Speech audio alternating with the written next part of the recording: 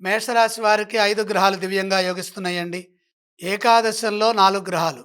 రవి, రాహువు, బుధుడు, శుక్రుడు, దశమంలో చంద్రుడు. ప్రారంభించిన పనులు త్వరగా విజయాన్నిస్తాయి.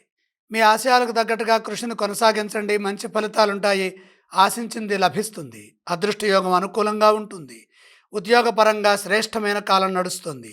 గతంలో కాని పనులు ఇప్పుడు పూర్తి చేసుకునే వీలు కలుగుతుంది. ఎదురు చూస్తున్న పనుల్లో పురోగతి ఉంటుంది. ఆశయాలు నెరవేరుతాయి. సందేహాలు లేకుండా కృషి చేయండి.